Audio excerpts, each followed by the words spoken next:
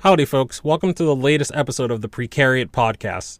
Today's episode, we're going to go into the managed decline of America. 2 nations, 1 flag.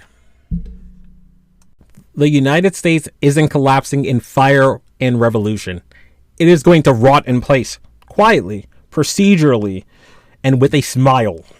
What we are living through isn't a live action civil war. It's a cold civil war. It's slow motion sorting. 2 different economies, 2 different cultures, 2 different futures. And in the middle are the precariat, the working class that can't afford to leave, can't afford to live, and can't seem to win. Every few years, at least in my lifetime, Democrats promise transformation, and every few years the same thing happens. The blue dogs, the so-called moderates, step in and block the agenda. Glenn Greenwald called them the rotating villains. Their names change, but their play doesn't. 1 or 2 senators, a handful of House of Representatives suddenly find concerns about the cost or scope, and reform dies in committee. I remember in Biden's presidency where Biden wanted to raise the minimum wage, and you had, I believe, 6 to 8 senators that blocked it. And these were Democrats that blocked it. Was there any pressure put on these Democrats to do the right thing or to actually sign on to the Democrats' agenda? No, it just died. It just the ability to raise the minimum wage died when those 8 senators blocked it. And the donor class sighs in relief. Pundits praise bipartisanship, and the base wonders why nothing ever changes. Meanwhile, conservatives, disciplined, ruthless, and united, use that paralysis to reshape courts, redraw maps, and lock in power far beyond their vote share. The result? Politics becomes harm reduction, not progress. You vote blue to stop the bleeding, not to heal the wound. For whatever reason, every Democratic compromise or bipartisan compromise somehow benefits the boomers and older Gen X. People who already own the homes, the pensions, and the portfolios. Millennials and Gen Z get means testing and hashtags. Housing incentives protect property values, not affordability. Healthcare reforms preserve private insurance profits. The rich call this pragmatism. The poor call it survival math and survival calculus. As inheritance money starts flowing, politics will harden. Those who finally get a piece of the pie will vote to protect it. The new property class will move to red and purple states for the cheaper taxes and stretching their dollars while displacing the locals who built those towns in the first place. You'll have a class of precariat in the states that are displaced, or the states where this new money is flooding in, that can't afford to live in their own communities that they grew up in. And as we can see, the migration is already reshaping the map. Red and purple states are booming, but they are building outward, not upward, endless subdivisions, highways, gated community, and sprawl. They reject transit, they reject density, and they reject planning because freedom means driving alone until the road collapses. When congestion hits, they'll double the lanes. When water runs short, they'll pray for rain. It's a model of self-destructive comfort. Live cheat, vote angry, blame the newcomer. And when those cities, Austin, Nashville, Tampa, start voting blue or consider voting blue, state legislatures will simply change the rules.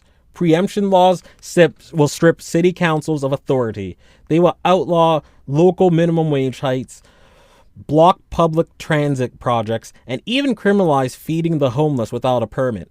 Sounds dystopian to you? Well, that's because it is. Local democracy survives only in paper. So what will effectively happen is that we'll end up with 2 nations inside 1 border. The red states of control and containment, and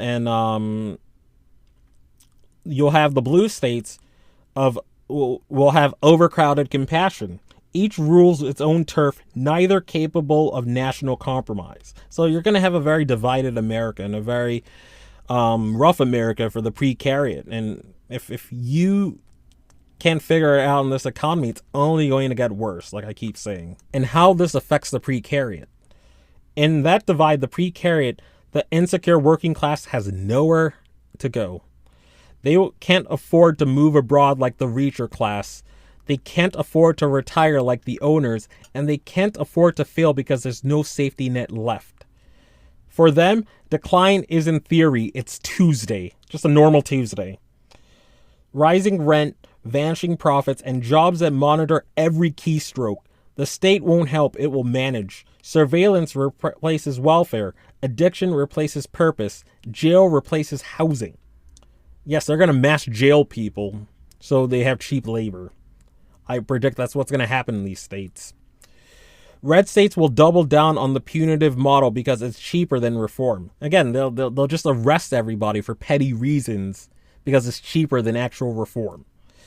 Blue states will drown in their own humanitarian overflow, cutting service to ration compassion. The system won't collapse. It will stabilize around abandonment. As population shifts south, the electoral college shifts with them. Federal power concentrates in the hands of red and purple states, even as blue states produce most of the country's wealth. The courts will mirror the geography. Texas judges blocking liberal labor laws. California judges blocking conservative bans. Governance becomes litigation. The Supreme Court becomes a referee of a country that no longer shares rules. The endgame isn't secession, nah. It's managed separation, a soft partition or soft balkanization held together by debt, defense contracts, and inertia. Blue states fund, red states rule.